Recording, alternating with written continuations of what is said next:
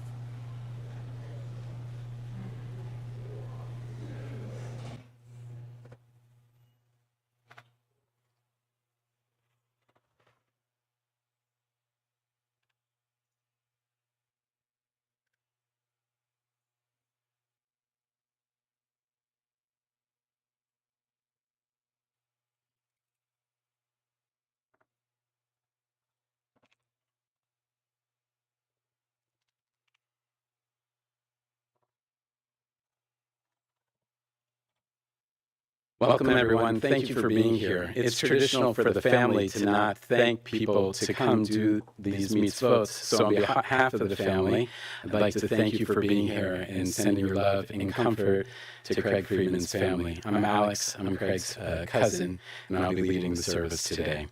We're going to be doing 2 mitzvot throughout this ceremony.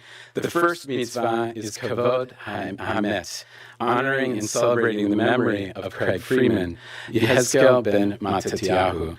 And the other is to bring love and comfort to Stacy, Isabel, Ben, Shirley, Nathan, Joe, Michelle, and Abby, and all of us who love Craig with Nachum Avelim, with the mitzvah of comforting the mourners. We're sending so much love to all of you and to all of us, everyone here who love Craig so much. We're going to begin our service by connecting to the poets of our tradition. We're going to read 2 psalms. When there are no words, we turn to the words of the psalms to try and find the words to bring comfort and strength to all of us. The first psalm is Psalm 23. Mizmor LeDavid, a psalm of David. The Lord is my shepherd, I shall not want. He maketh me to lie down in green pastures. He leadeth me beside the still waters. He restoreth my soul.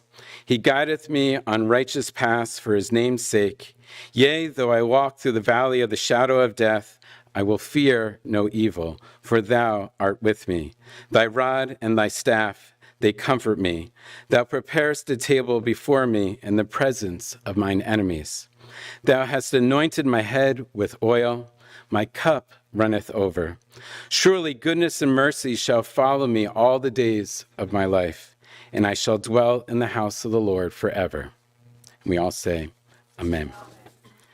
The other psalm that we read is Psalm 21, Shir Hamalot.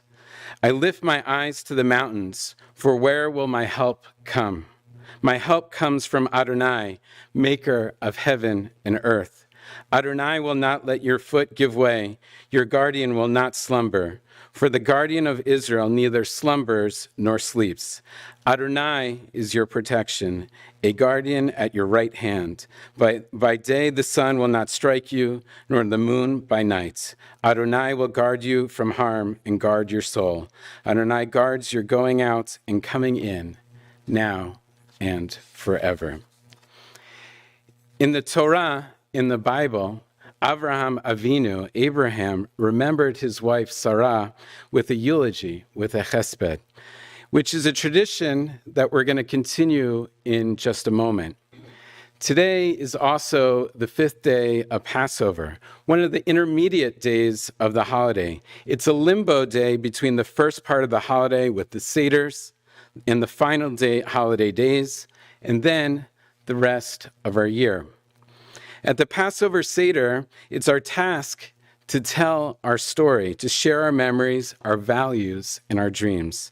It's one of the many reasons why the prayer book that we use at the Seder is called a Haggadah. Haggadah comes from the same word as to tell, lahagid. It's our challenge to tell our story, to continue the blessings that we create in the world.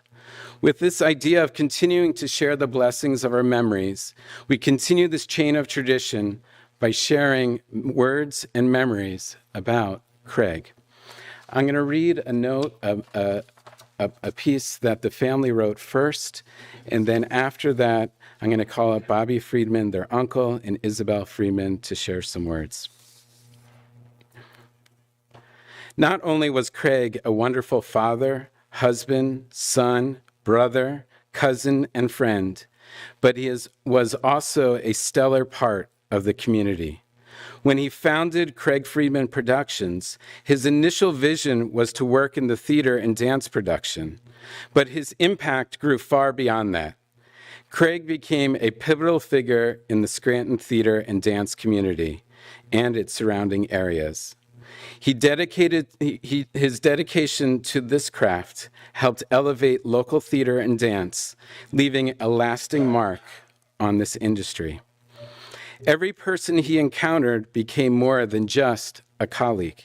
They became lifelong friends. The men and women he mentored rose to the top of their professions, continuing his legacy by strengthening and inspiring theater companies across the country. Even with his busy schedule, Craig's dreams became reality when he acquired Taney Balloon Makeup and Costume Shop. There, he had the joy of working side by side with Isabel and Ben. Not everyone gets to turn their life's passion into their career, but Craig certainly did. In his final days, he found peace and comfort, surrounded by his loved ones at the Sacred Heart Hospice. His family would like to extend their deepest gratitude to the hospice staff, whose care and compassion meant so much during this very difficult time. And now, we'll hear some words from the family.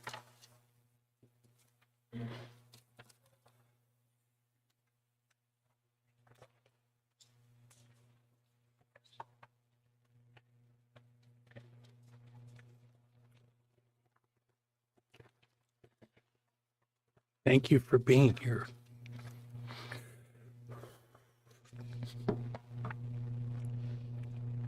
This will be difficult, so excuse me in advance. However, the family is absolutely thrilled, and we thank you for such a great attendance, literally 24 hours after Craig passed. It's beautiful to see the people who have come up and thanked me and talked about the theater, Boy Scouts, friends. Makes a very difficult day better. But thank you for being here. Today, no matter what your last name is, today your name is Friedman. I can tell you, when Craig and Nathan were born, we were more than surprised, we were amazed. Why? Twins were not expected.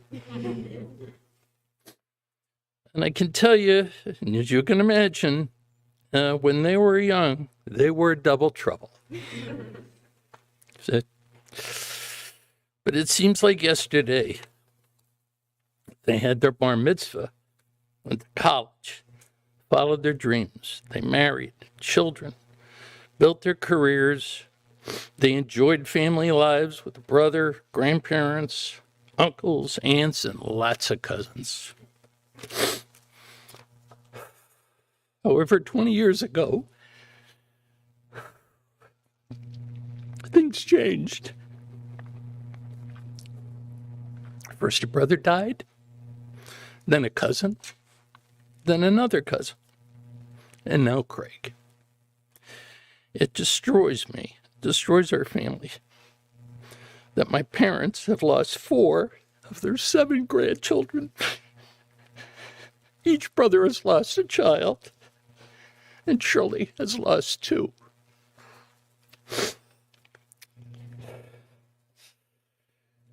Nathan has lost both his brothers. This is wrong, very wrong. The only hope is that there is a master plan, that they're needed somewhere else. If so, he has a lot of family there, and I'm sure they've already greeted him. However, the true strength is how our family stays together at times like this. We always have, and we always will. Stacy, Isabella, Benjamin, you will always be Friedmans. We'll always be there for you. I do believe you know that. And you'll even be getting my monthly calls. Just like all your other cousins. It's all right. It's a 5-minute call, maybe 4. How are you? How you doing? How's school? How's everything? How's your thing? All right. I'd like to tell you that you can opt out, as the term these days, but you can't. All right? Craig fought the good fight. Nathan, this is a nightmare none of us can imagine. Although you will never, will, or should forget Craig. In time, you will learn to manage it. You will manage your loss. Your aunts, uncles, and your mother have been able to do that. It won't go away.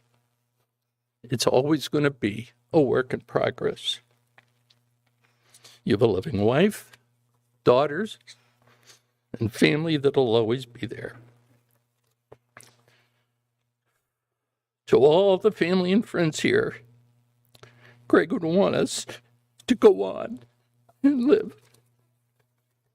But Craig will never forget you. Never. So thank you all for being here. It really means so much. Thank you.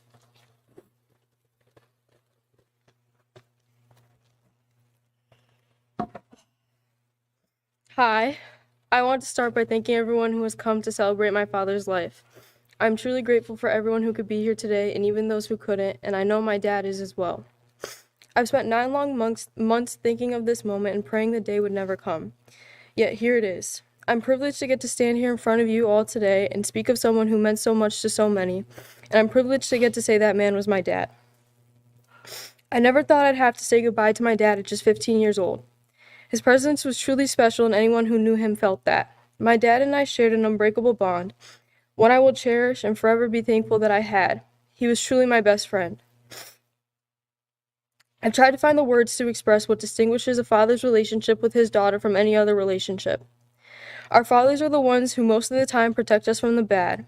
When we're younger, we tell them there's a monster under the bed, and they come and tell us that it's okay, and they save us from that monster. As we grow older, we drift away from the monsters, and suddenly we see the real bad within the world, and yet our fathers still try to shield us from it all. My dad was like that. He protected me in any way he could, and he always told me he was with me. As I watched him fight this cancer like he did with my monsters under my bed, for 9 long months I never believed it would take him away from me. I told myself he would be the 1%. I wanted to take every ounce of the pain he was feeling, even if it could just ease it for just a few minutes. My dad was the strongest person I know and will forever know, and he was such a true force of nature, a true example of strength, and he fought every single day to be here. I'll forever remember the moment you told us you had cancer, but I'll also forever remember I'll forever remember the determination in your eyes when you told us you would fight it until it knew your name. As I said earlier, we were as close as best friends, and I will feel him every time I turn on a Penn State football game, when I see the color green, when I look at myself in the mirror, and when I drive anywhere from here to New York City. You loved so hard and were truly loved. For the rest of my life, I remember the love you showed me, even in your final days. You never failed to make me happy, you never failed to make me laugh, and you always tried to make the best memories with me. Some of my favorites are our drives to New York, our breakfasts at Taney's, our long drives to pick up your wood shipments, and so many more. I would do anything to have him back, but I'm so blessed that we had 15 years together. It breaks the little girl in my heart who always wanted to see her dad in the stands clapping for her on her graduation day and who wanted her daddy to walk her down the aisle at her perfect wedding. I'm so sorry we will never get these moments together, and that this terrible cancer took that away from us. My dad always believed that God had put him through this to teach him something. There was something within this that we had to learn. One thing I have learned, though it's cliche, is to never take anything for granted, and time is so valuable. Dad went through so much over the past 9 months. He struggled in silence and never said a word when he was in pain. He pushed through the nausea and fought through the hard days after his radiation and cancer treatments. Last week I had a weird feeling. It hit me shortly after. You were losing energy like no other time, and I knew right then what that had meant. When we had our final talk last week, I remember every word we spoke to one another. That conversation is one I will cherish for the rest of my life. I know it was hard for the both of us, both failing to get our words out because of how difficult this goodbye was. Hearing your final breath was something I never thought I'd have to hear. As I watched your chest rise and fall for the final time, I asked God to take you in peace and give you a safe journey home. I know that is what it was for you. You look so at peace. As I sit here writing this, I'm reminded once again of the fact you will never come home again. I feel an emptiness inside of me that will never be filled. It makes me speechless every time I'm reminded that I won't ever be able to talk to you again. I can't cry anymore because I've cried so much my head is literally pounding. Though I'll never see you face to face again, I feel your presence everywhere and I'm truly grateful for it. As I told you, I hope that wherever your next journey is, it's somewhere peaceful, hopefully by the water. I hope Uncle Michael is right by your side, catching up on the years you both missed. I know you're watching over me, protecting and loving me like always, and I know when the time comes you'll be watching as I walk the stage of graduation, as well as walking me down the aisle at my wedding. I will forever strive to be half the person you were, and I will always put my all into help every person who enters my life, just like you did. I'll always try to be a person who makes everything better and knows what to say, just like you did. Most of all, I will always trust in the process and know that everything that happens is meant to be for a reason. These words will never be able to do our relationship justice, but I hope it sums it up pretty well. I love you forever and can't wait to see you in the next life.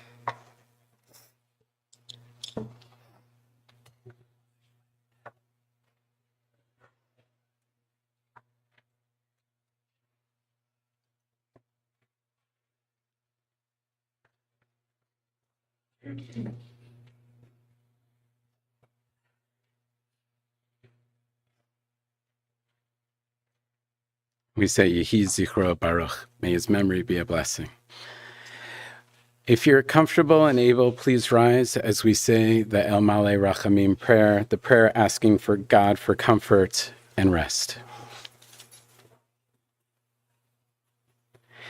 El Malei Rachamim, Shochem Beromim, Hamatzeh Menucha Nechona Tacha Kanfei HaShechina, B'malo Kedoshim Utoharim, Kezohar Harakia Mazchirim, Et Nishmat Yehezkel Ben Matatiyahu Shalach Le'olamo, Began Eden Tiye Menuchato, Ana Ba'al Harachamim, Historehu Beseter Knafav Le'olamim, Betzor Chaim et nishmato, Adonai hu nachlato, v'yanuach al mishkavo, v'shalom, v'nomar, Amen. Exalted, compassionate God, grant infinite rest in your sheltering presence among the holy and the pure, to the soul of Craig Friedman, Yehezkel ben Matatiyahu, who has gone to his eternal home. Merciful One, we ask that our loved one find perfect peace in your eternal embrace. May his soul be bound up in the bond of life. May he rest in peace. And let us all say, Amen. At this time, will the family and casket bearers, Nathan and Ben Friedman, Stuart Pollock, Aaron Weinberg, Scott Finder, and John Moyle, and those friends going to the cemetery, please remain in place as all others are leaving the funeral home.